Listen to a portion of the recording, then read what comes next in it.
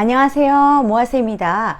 오늘은 목소리를 이용해서 어떻게 하면 효과적인 수업을 할 수 있고 또 조용한 교실을 유지할 수 있는 팁과 또 내 목소리를 성대 결절로부터 보호할 수 있는 법에 대해서 한번 이야기해 볼게요. 제가 초행교사 할 때 하루가 지나고 나면 굉장히 목소리가 아프고 힘들었던 기억이 나고 또 마음이 굉장히 급해서 할 일이 많았을 때 그날이 지난 후에 목소리의 피로함을 느꼈어요. 또 주변에 보면 선생님들이 성대 결절로 고생하시는 분들이 있잖아요. 교사는 목을 많이 쓰는 직업이 있기 때문에 피할 수 없는 것 같아요. 그래서 오늘은 내 목소리를 보호하면서도 효과적인 수업을 할 수 있는 방법을 이야기 한번 해볼게요. 선생님 목소리가 커서 아이들 목소리가 클까요? 아니면 아이들 목소리가 커서 선생님의 목소리가 커질까요? 글쎄요, 그건 잘 모르겠는데요. 아무래도 선생님 목소리가 커지면 아이들 목소리도 커지지 않을까요? 그런데 이렇게 큰 소리로 수업을 하게 되면 목이 아플 수밖에 없겠죠. 목소리를 상황에 따라서 알맞게 조절하는 연습을 하셔야 되는데요. 목소리를 변화할 때는 4가지 요소를 함께 할 수 있는데요. 첫 번째로 소리 크기를 조절하는 거, 두 번째로 높낮이를 조절하는 거, 세 번째로 감정을 넣었다 뺐다 하는 감정적인 요소, 네 번째 빠르기라고 얘기할 수 있는데요. 이 4가지 요소를 사용해서 아이들의 활동에 맞게 흥미롭게 하거나 아니면 좀 더 침착하게 하거나 여러 가지 분위기를 만들어낼 수 있죠. 이제부터 상황에 따라서 예를 들어서 한번 설명을 해볼게요. 뭐 등원시라든지 그럴 때 저는 성격 자체가 조금 명랑한 성격이에요. 그래서 선생님의 성격에 따라서 좀 다른데 저는 보통 때의 말투가 약간 크기는 적당한 크기, 도레미파솔, 높이는 솔 높이로 이야기하죠. 등원 때나 뭐 점심을 나눠줄 때. 그래서 뭐 예를 들면 누구야 오늘 엘사 드레스를 입고 왔구나, 너무 예쁘다 뭐 라던가, 와 오늘은 정말 맛있는 반찬이 많이 나왔네, 우리 이거 다 같이 먹고 튼튼해지자. 명랑하고 그냥 솔톤의 소리를 저는 이제 보통의 소리로 삼아요. 이야기 나누기 할 때는 대부분 이렇게 집중을 요구하는 시간이잖아요. 그래서 아이들의 마음을 조금 이렇게 차분하게 가라앉힐 필요가 있어서 저의 명랑한 목소리보다는 약간 낮은 뭐 미톤, 도레미 이 정도의 높이로 적당한 크기로 이야기합니다. 오늘은 선생님이 뭐 동물에 대해서 보여줄 거예요. 뭐 라든가 이런 식으로 하고요. 설명을 하거나 지시를 할 때나 뭔가 이렇게 정보를 줄 때도 미톤의 낮은 톤을 사용을 합니다. 이럴 때 뭐 감정은 잘 섞지 않고요. 그냥 건조하게 이야기를 하죠. 그리고 아이들과 함께 생활하다 보면 그 실망스러운 상황이나 기쁜 상황이 있잖아요. 그럼 당연히 기쁘고 칭찬해 주는 상황에서는 톤이 더 올라가겠죠. 그리고 목소리도 좀 빨라지고 그 목소리에 기쁜 감정을 넣어서 이야기해 주는데, 또는 이게 실망스러운 이야기를 하거나 좀 슬픈 이야기 할 때는 톤을 조금 낮추고 그 다음에 슬픈 감정이나 실망스러운 감정을 넣고 조용하고 좀 천천히 이야기를 하더라고요. 그리고 저희가 아이들과 생활하다 보면 이렇게 조금 훈계를 하거나 주의를 줘야 되는 시간 있잖아요. 그럴 때 저의 목소리는 제일 낮아져요. 아이의 눈을 바라보면서 천천히 또박또박 낮은 소리로 굉장히 단호하면서 위엄을 담아서 얘기합니다. 누구야? 선생님이 이렇게 하는 건 안 좋은 거라고 몇 번 얘기했지. 너가 다칠 수 있고 친구가 다칠 수 있어. 이렇게요. 하나이한테 계속 그 주의를 주고 하지 말라고 이야기하는데 그 행동을 계속 함으로써 왜 경고죠. 더 이상 네가 이렇게 했다가는 선생님이 더 이상 봐줄 수가 없어. 이런 상황이 됐을 때는 굉장히 낮은 소리에 힘있고 또박또박 천천히 이야기를 합니다. 예를 들어서 아이가 막 뛰고 막 친구를 괴롭히고 때리고 그래요. 막 때리고 그랬으면, 누구야? 선생님이 때리지 말라고 했지. 이제 그만 때리세요. 이렇게요. 이렇게 해서, 그래서 저희 반 아이들은요, 저의 목소리의 톤에 많이 익숙해져서, 야, 혼나! 그러지 마! 하지 마! 이렇게 얘기하지 않아도 제가 이제 제일 낮은 톤으로 천천히 또박또박 얘기하면 이제는 선생님 말을 들어야겠구나 하고 아이들이 알 수가 있어요. 그리고 이제 마지막으로 즐거운 게임 활동이라든지 아이들이 신나게 할 수 있는 걸 때는 라 정도의 높이로 아주 큰 소리를 사용해서 수업을 합니다. 그럼 아이들이 덩달아서 흥분되고 아주 재미있는 분위기를 구사할 수 있습니다.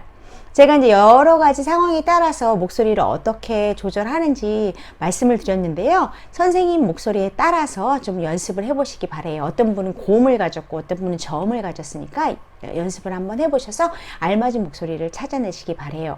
자, 그러면 이제부터 조용한 학급을 위해서 어떻게 하면 될지 팁에 대해서 한번 이야기를 해줄게요. 작년에 저희 반은 굉장히 조용한 학급이었어요. 그래서 어떤 그 방문자가 왔는데 굉장히 조용하다고, 애들이 좀 이상할 정도로 조용하다고 이야기를 하더라고요. 근데 요번에는요, 저희 반이 약간 시끄러운 반이에요. 그 이유를 살펴봤더니 목소리 자체가 큰 아이들 있잖아요. 작게 이야기를 해본 경험이 없는 친구들, 그냥 바로 앞에 있는 친구들도 그냥 막 소리치듯이 이야기하는 친구들이 많더라고요. 그래서 그런 아이들과 함께 지금은 많이 안정이 됐지만 아직도 좀 가야 될 길이 많은데요. 제가 이제 아이들과 함께 그 교실 안에서 사용하는 소리에 대해서 이제 이야기를 나눕니다. 어떤 소리가 적당한지, 왜 적당한 소리로 이야기하는지, 또 한 사람 앞에서 이야기하는 소리 크기와 뭐 소그룹 안에서 이야기하는 소리의 크기, 또 대집단 앞에서 이야기하는 소리 크기에 대한 그런 이야기를 다 나눕니다. 그런 다음에 아이들이 알고 있다고 해서 그거를 잘 할 수 있는 건 아니거든요. 그래서 연습을 합니다. 여전히 습관적으로 크게 이야기를 하기 때문에 그 습관이 교실 안에서는 조용히 얘기하도록 만들어야 하기 때문에 시간이 좀 오래 걸립니다. 저 같은 경우는 이렇게 선생님 먼저 막 얘들아 조용히 해 하고 소리를 지르면 잠시 효과는 있지만 또 다시 시간이 지나면 시끄러워지거든요. 그래서 저는 아예 몸을 움직입니다. 큰 소리를 내는 유아한테 가서 어깨를 이렇게 살며시 짚은 다음에 목소리가 좀 크네, 우리 조용한 목소리로 이야기하자, 이렇게 이야기를 합니다. 이거를 거듭하다 보면 자기가 큰 소리를 탁 내고 저랑 눈이 딱 마주쳤을 때 아이가 인식을 하게 되더라고요. 몬테소리 식의 방법인데요. 이렇게 저희 반에 벨이 있어요. 조용한 소리, 유리벨이든지 뭐 이렇게 금속 벨이어서 딸랑하면 띵띵 이렇게 큰 소리 나지 않는 벨이 있거든요. 선생님이 언제 이 벨을 치는지, 이 벨이 울렸을 때 왜 어떻게 하면 되는지에 대해서 이야기를 나눕니다. 그래서 소리가 너무 점점점 커지면 제가 그 벨을 띵 하고 이렇게 이야기를 합니다. 그럼 아이들이 소리를 조용히 낮춰서 할 수 있습니다. 그리고 또 하나의 방법은요, 그 불을 잠깐 껐다 켜는 거거든요. 그래서 아이들이 이제 물론 이게 불을 껐을 때 막 캄캄한 교실이면 안 되겠죠. 근데 유치원 교실을 쓰는 교실들은 불을 껐어도 자연광이 들어오는 교실이 대부분일 테니까 그렇게 깜깜하진 않을 것 같아요. 교실 전체 불을 끄지 않아도 불을 한쪽 불만 껐다 킨 후에 아이들의 시선이 집중되면 너무 소리가 크니까 우리 좀 작게 이야기해요. 아이들이 스스로 그 교실 안에서의 소음을 조절할 수 있어요. 마지막으로 선생님들이 어떻게 하면 내 성대를 보호해서 성대 결절에 걸리지 않고 또 즐거운 수업을, 즐거운 유치원 교사 생활을 할 수 있는지 한번 이야기를 해볼게요. 목소리를 많이 안 쓰는 게 가장 중요하고요. 발성을 할 때 가슴에서 코에서 나오는 소리를 쓰기보다는 배에서 나오는 소리를 쓰도록 하시면 좋은데요. 그런 소리의 차이점이 뭔지 제가 잠깐 보여드릴게요. 자, 이제 입이나 코에서 나는 소리예요. 얘들아 밥 먹었니? 이렇게. 그 다음에 얘들아 밥 먹었니? 하면 저는 이제 첫 번째 소리는 제가 입이나 코를 사용해서 내는 소리고요. 두 번째는 제 배에서 이제 의식적으로 내려고 하는 소리예요. 호흡을 하실 때 그 합창할 때 많이 배웠잖아요. 숨을 들이쉬면서 배를 나오게 하고 숨을 내쉬면서 배가 들어가는 그런 호흡을 자꾸 연습하다 보면 내 호흡이 가슴 호흡에서 복식 호흡으로 내려가고 내 소리가 콧소리에서 이렇게 배에서 나오는 소리로 바뀌는 그런 연습들을 하면 좋을 것 같습니다. 그리고 제가 한국에서 유치원 교사 생활을 할 때 물을 많이 안 마신 것 같아요. 성대를 건강하게 보존하는 방법 중 정말 중요한 게 물을 자주 마시는 거예요. 그러니까 선생님 보온병이라든지 선생님 물병을 선생님 가까운 곳에 비치하셔서 물을 많이 마실 수 있도록 해주시면 좋을 것 같아요. 그리고 헛기침이 굉장히 성대에 안 좋대요. 이런 류의 헛기침은 안 하시는 걸로 하겠습니다. 아시다시피 뭐 술, 커피, 녹차, 아니면 신경안정제 이런 것들은 내 목에 특히나 안 좋다 싶으면 그런 거는 잠시 안 드시는 게 좋을 것 같아요. 후두염이나 감기에 걸렸을 때는 목을 쉬라고 하더라고요. 근데 저희가 그럴 수 없는 입장이니 어떤 선생님들은 목이 안 좋을 때 이렇게 스피커폰을 사용하기도 하더라고요. 목이 안 좋은 날은 아이들의 협조를 구하셔서 오늘은 선생님 목이 안 좋으니까 너희들이 좀 도와줬으면 좋겠어 라고 이야기를 하면 됩니다.